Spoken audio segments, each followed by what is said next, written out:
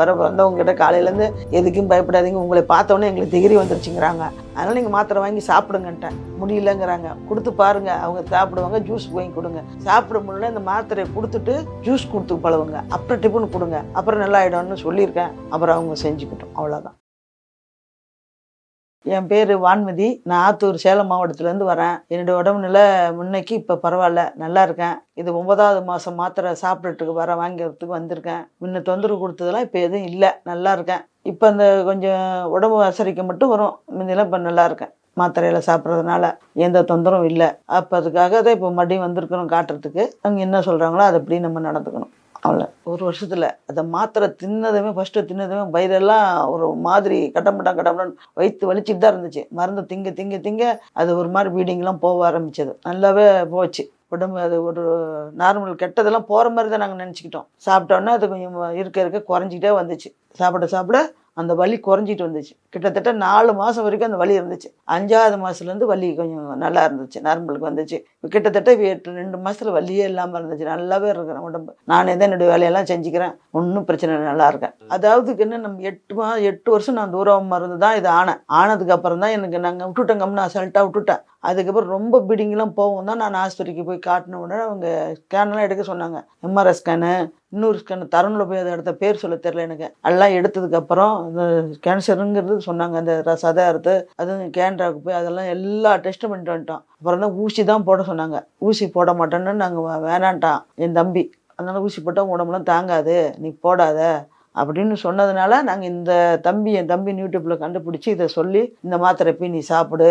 அவன் சொன்னதுக்கு பலன் எனக்கு கிடச்சிருக்கு, நல்லா இருக்கேன் நான். அதனால் அந்த மாத்திரையெல்லாம் எனக்கு ஆரம்பத்தில் மருந்து சாப்பிட தொந்தரவு இருந்துச்சு. 5 மாதம் வரைக்கும் நல்லா கஷ்டப்பட்டேன், வலி. இப்போ நல்லா இருக்கேன். கேனெல்லாம் பார்த்த விட எனக்கு கேன்சருன்னே தெரியும். அதுக்கப்புறம் தெரியாது. மனசுக்கு தோணுச்சு, பயந்துட்டேன். சரி நம்ம செத்துருவோம் அப்படின்னு தான் நினச்சேன் உண்மையிலுமே.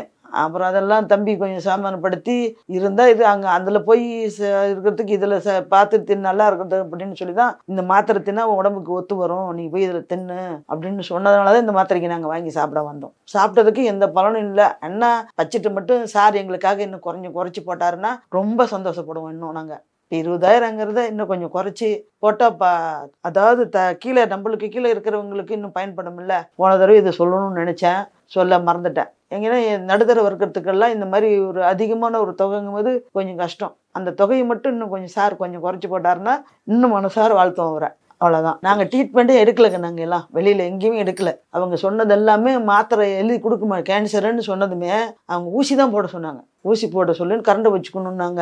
அதுக்கெல்லாம் என் தம்பி என்னை அலோவ் பண்ண விடலை. ஊசி போட்டுக்கணும்னு சொன்னாலும் உடம்பெல்லாம் தாங்காது, நீ எல்லாம் உனக்கு பெட் ரெஸ்ட் மாதிரி எடுக்கணும்னாங்க.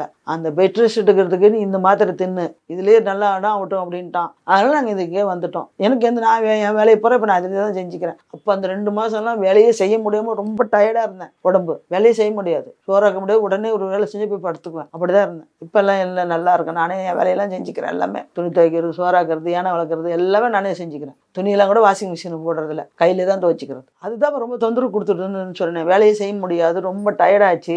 அது ஆரம்பிச்சதுங்கனால நான் கிட்டத்தட்ட அங்கே எங்கள் ஊர்லேயே ஆயுர்வேத மருந்து சாப்பிட்டேன். எங்கள் ஊர்லேயே ஆயுர்வேத மருந்து சாப்பிட்டு அது ஒன்றும் எனக்கு கேட்கிட்டு நல்லா ஆகல. அதுக்கப்புறம் தான் இது என் தம்பி இதுவும் கேட்டனால இதுவும் தின்னு பார்க்கலான்னு வந்தோம். தின்னு பார்த்தாட்டி பலன் கிடச்சிருக்கு. இன்னுமே நல்லா க்ளீனாக ஆகிடுச்சுன்னு இன்னும் சந்தோஷப்படுவோம். உடம்புல இருக்கிற க்ளீனாக ஆகிடுச்சுன்னா இன்னும் சந்தோஷப்படுவோம். இப்போ 9வது மாதம் இன்னும் எத்தனை மாதம் சாப்பிட சொல்லுவாங்களோ எனக்கு தெரியல, பார்ப்போம். காலையில் எழுந்திரிச்சு நம்ம யானை வளர்க்குறது, வாசு கூட்டுறது, கோலம் போடுறது, தண்ணி வந்தால் தண்ணி பிடிக்கிறது, உப்பு தண்ணி வரும், ரோப்பு போட்டு பிடிக்கணும், எல்லாம் நாங்கள் தான் செய்கிறோம். வெயிட்டு தூக்குற வேலை இல்லை, வெயிட்டு தூக்காத வேலை அத்தனையும் நாங்கள் செய்கிறோம். வீட்டில் எல்லா வசதியும் இருக்குது. வெயிட்டு தூக்காத வேலை அத்தனையும். தண்ணி யானை வளர்க்கணும், குடமெல்லாம் தண்ணி போனையெல்லாம் விளக்கிட்டு தான் பிடிக்கணும். எல்லா வேலையும் நான் தான் செய்கிறேன். வேற ஒன்றும் இல்லை. இட்லி டிஃபன் கடை தான் போட்டுட்டு இருந்தேன். இப்போ 6 மணி ஆரம்பிக்கலாங்கிற ஒரு முடிவு எடுத்திருக்கேன். உடம்பு தொந்தரவு கொடுக்காம இப்படியே இருந்துச்சுன்னா மறுபடியும் ஆரம்பிப்பேன். நான் கிட்டத்தட்ட 14 வருஷம் செஞ்சுட்டு இருந்தேன் டிஃபன் கடை. காலையில் நைட்டு 2 நேரமும் போட்டுட்டு இருந்தேன் இட்லி. நானே எல்லா வேலையும் நானே செஞ்சுக்குவேன். அப்புறம் இடையில கொஞ்ச நாள் விட்டாச்சு, உடம்பு தொந்தரவு கொடுக்க ஆரம்பிச்சதுலேருந்து விட்டாச்சு. இப்போ கொஞ்சம் ஆரம்பிக்கலாங்கிற எண்ணம் வந்திருக்குது, பார்ப்போம். இட்லி, பூரி, தோசை, ஆம்லெட்டு யார் கேட்டாலும் அது ஆம்லெட்டு எல்லாம் போட்டு தருவோம். ஆனியனு எல்லாம் போட்டு தருவோம். சட்னி, சாம்பார், தக்காளி சட்னி, இதை நம்ம நார்மலாக வீட்டில் செய்கிற மாதிரி தான். வெளியிலாம் எதுவும் கிடையாது. அந்த மாதிரி இல்லையே. அதான் கரெக்டாக எங்கேனாலும் போகணுன்னா உடனே கிளம்புறோம்ல, பார்த்துட்டு வந்துடுவோம். அதெல்லாம் கிளம்புறோம், ஒன்றும் பிரச்சனை இல்லை. பஸ்ஸிலே போகிறோம், பஸ்ஸிலே வருவோம். ஆட்டோவில் முடியலன்னா ஆட்டோவில் போயிட்டு வந்துடுவோம். அதெல்லாம் இல்லை, எல்லாமே நாங்கள் வெளியில் எல்லா இடத்துக்கும் நான் தான் போகிறேன். கடைக்கு முதல் கொண்டு நான் தான் போவேன். எங்கள் வீட்டுக்காரருக்கெல்லாம் 76 வயசு ஆகிடுச்சு. அவரெல்லாம் எந்த வேலையும் செய்கிறதில்ல. நான் தான் எல்லா வேலையுமே செஞ்சுக்கிறேன். காய் வாங்க போனால் கூட நான் தான் போகணும், வேறு ஆள் கிடையாது. எனக்கு ஒரே பொண்ணு தான், அவள் அவங்க வீட்டில் பார்க்குறா. அதனால் எங்கள் வேலையை நாங்கள் பார்த்துக்குறோம். கண்டிப்பாக இருக்குது, ஒன்றும் அதில் குறை சொல்கிறதுக்கு இல்லை. என்னன்னா பட்ஜெட்டு மட்டும்தான் இடிக்குது, அவ்வளோதான். எங்கள் பட்ஜெட்டுக்கு கொஞ்சம் அதிகம். அந்த பட்ஜெட்டை மட்டும் அவர் கொஞ்சம் எங்களுக்காக நடுத்தர மக்களுக்காக அது பண்ணாருன்னா இன்னும் கொஞ்சம் நல்லாயிருக்கும். மனசார அதை நான் சொல்கிறேன். உண்மையிலேயே அவருடைய குடும்பமெல்லாம் நல்லா இருக்கணும், எங்களுக்காக காப்பாற்றுறதுக்கு. உண்மையிலுமே நம்ம மறுஜன்மம் எடுத்துருக்கறதுனா நம்ம மறுஜன்மம் தானே இது, கண்டிப்பாக. அதனால நம்ம நல்லா தான் இருக்கணும். அதுதாங்கன்னு 2வது ஃபஸ்ட்டு தடவை சாப்பிடும் போது வலி ஆரம்பிச்சதுன்னு சொன்னேன்ல, இதெல்லாம் ஒரு கட்டமுடான்னு பண்ணோம். வலிக்கு என்னால் வேலை செய்ய முடியாது. மாத்திரை திங்கும் போது ரெஸ்ட் எடுக்க தான் சொல்லுச்சு. 2வது தடவையும் அப்படி தான் இருந்துச்சு, 3வது தடவையும் அப்படி தான் இருந்துச்சு, 4வது தடவை கொஞ்சம் அப்படியே கொஞ்சம் விட்டு வலிது, 5வது தடவை நார்மல், 5வது தடவை நார்மல். ஃபஸ்ட்டு 2, 3, 4 தொந்தரவுலான்னு அனுபவிச்சிட்டோம். அதுலேயே அனுபவிச்சு தான் அது வெளியே ஏற தான் கொஞ்சம் நல்லா இருந்தது. வெளியே ஏறின பிற்பாடு தான் கொஞ்சம் நல்லா இருக்கும். நான் எல்லாம் பயப்படலை, நானும் இதில் தைரியமாகவே இருக்கேன். எதாக இருந்தாலும் வரட்டும் பார்த்துக்கலாங்கிற தைரியத்தில் தான் இருக்கேன் நான். அதெல்லாம் ஒன்றும் பிரச்சனை இல்லை. நான்லாம் பயப்படவே இல்லை. வந்தால் என்றைக்காக இருந்தாலும் சாக போகிறோம், அதெல்லாம் இருக்கிற மட்டும் இருந்துட்டு போகிறோங்கிற முடிவு நான்லாம் எப்பயே எடுத்துட்டேன். அது அந்த ஆஸ்பத்திரிக்கெலாம் போய் அதெல்லாம் பார்த்ததுமே மனசு விட்டுட்டான். இப்போ இந்த மருந்து சாப்பிட்ட போட ஒரு டிகிரி வந்துருச்சு. இவங்களாம் ஒருத்தர் மட்டை அடிச்சுக்கிட்டு ஒரு மாதிரி ஒரு மைண்டெல்லாம் ஒரு பித்து பிடிச்ச மாதிரி இருக்கிறாங்க. அதெல்லாம் பார்த்துட்டு தான் ஐயோ நம்மளாம் எவ்வளோ பரவாயில்ல, முடி கொட்டி போய் இருக்கிறது, இது நம்மளுக்கு எவ்வளோ பரவாயில்லன்னு நினச்சிட்டு தான் நான் இந்த மாத்திரை தேர்ந்தெடுத்து நாங்கள் சாப்பிட்டுருக்குறோம். அதுதான். ஆமாம், அவங்களோட கருத்தை நம்ம தெரிஞ்சுக்கணும்ல. அவங்க என்ன நம்மளுக்கு முன்னேக்கி பெட்டராக அவங்க சொல்கிறாங்க, இதை சாப்பிடுங்க, இதை செய்யுங்க, இப்போ உங்கள் உடம்பு இப்படி இருக்குது, அவங்க கரெக்டாக சொல்கிறாங்க. அதை நமக்கு ஃபாலோ பண்ணணும். ஃபாலோ பண்ணால் தான் நம்மளுக்கு அது கரெக்டாக நடக்கும். 6 மணி நேரம் இப்போ நாங்கள் சேலம் மாவட்டத்தில் ஆத்தூர்லேருந்து இங்கே வரணும் 6 மணி நேரம். கூட யாரும் வரல இந்த தடவை. நாங்களே தான் தனியாக வந்திருக்கோம் 2 பேரும். கூட இத்தனை நாள் எங்கள் பொண்ணு வந்துட்டு இருந்தா, இப்போ நாங்கள் தனியாகவே வரோம். ரொம்ப எனர்ஜி தான், எனர்ஜி, மனசோட தைரியம், எனர்ஜி, எனர்ஜி. உண்மை தான். ஆளு டிஃபன் தான் கண்ணே, இட்லி தான்.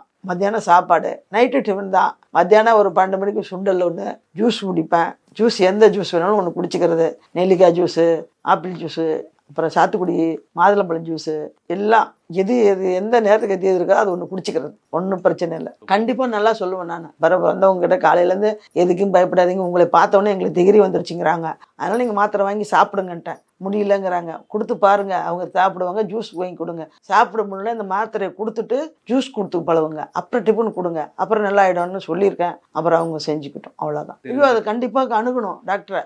அதாவது முதல்ல நம்ம கவனிக்காமல் விட்டதுனால தான் நம்ம கேன்சருக்குங்கிற சூழ்நிலைக்கே நம்ம வந்துட்டோம். அதனால் அதை ஆரம்பத்தில் நம்ம கர்ப்பப்பையை பார்த்துக்கணும். பார்த்துக்கிட்டு டெஸ்ட் பண்ணிவிட்டு அவங்க சொல்கிற மாதிரி மருந்து சாப்பிட்டுக்கணும். எடுக்க முடிஞ்சால் எடுத்துக்கணும், எடுக்க முடியலையா கேன்சர்னு வந்துட்டா நம்ம இந்த ஆயுர்வேத மருந்து சாப்பிட்டுக்கணும். அவ்வளோதான். உனக்கு நான் நம்பிக்கையாக இருக்கேன், அவ்வளோதான்.